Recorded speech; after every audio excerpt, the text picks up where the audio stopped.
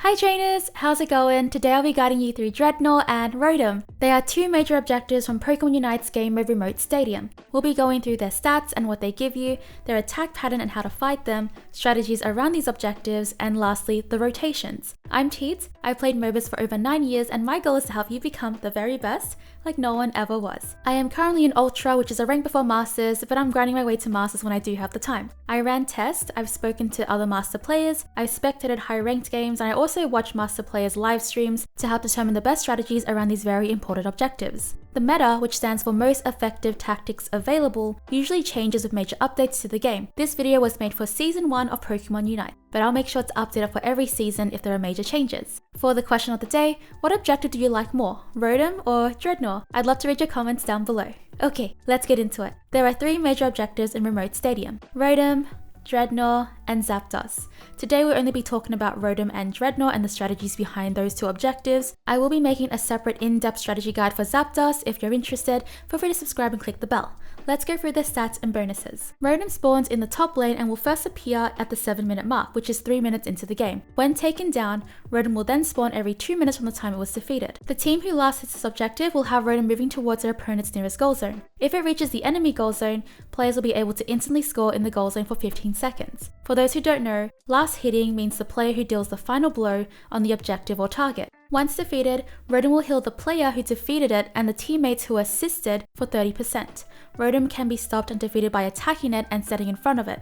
Rotom will also deal damage to the team that did not defeat it if they're trying to stop it. Additionally, Rotom will also score 20 points into the goal zone and give 20 points to the player who last hit it. Rotom will respawn every 2 minutes, starting from when it was defeated. This means it can spawn up to a maximum of 3 times per game. Rotom will disappear at the 2-minute mark if no one has defeated it. It seems like Rotom doesn't have an attack pattern, it just kind of attacks in the same way throughout the fight.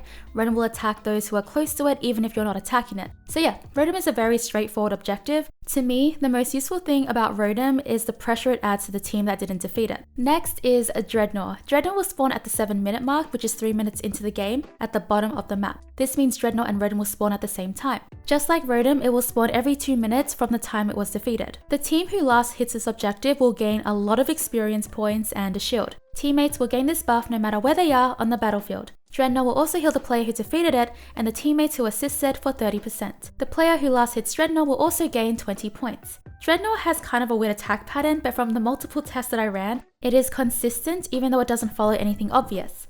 Once you attack Dreadnaw, it will use a knock-up. Dreadnaw will also attack you even if you don't attack, but you have to be standing right on top of it. This is Dreadnaw's attack pattern: knock-up, water gun, auto, auto, water gun, knock-up, auto, water gun, auto, auto, knock-up, water gun, auto, auto, water gun.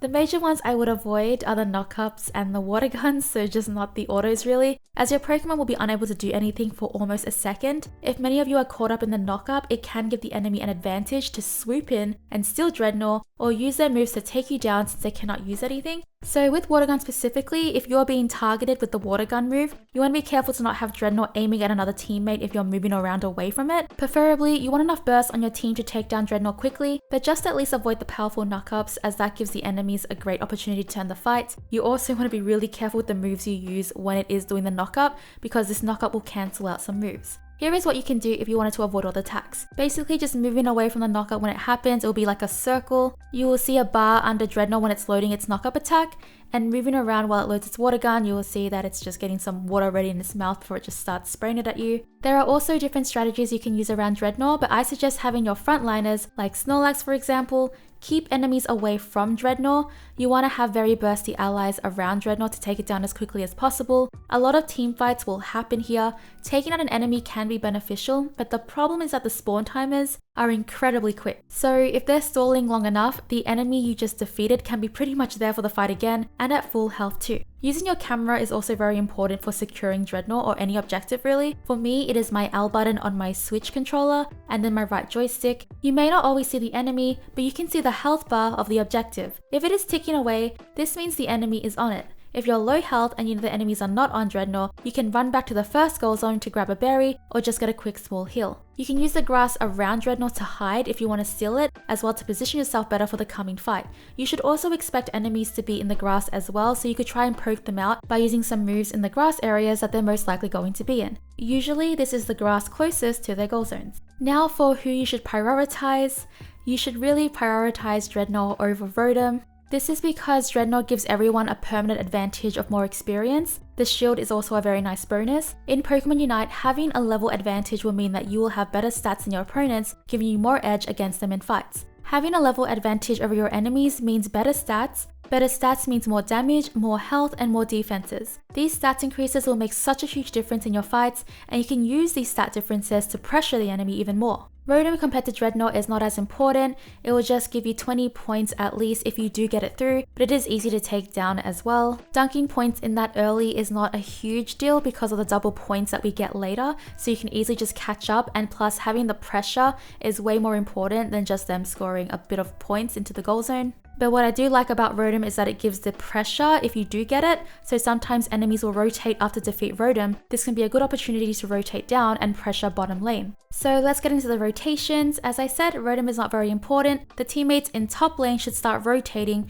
when Dreadnaw countdown starts happening. Usually the enemy should be doing this too, but sometimes they don't. If they score points while you're at Dreadnaw, that is okay. With double points existing, it's very easy to catch up to enemies in points, so scoring a few early again is not a huge deal. Having your whole team down there already, you will have the most optimal positions. Your teammates who can deal damage quickly to Dreadnaw should focus on taking it down, and your other teammates like defenders or supporters can try and keep the enemies away. Once you take Dreadnaw, try to keep your advantage up by farming wild Pokemon.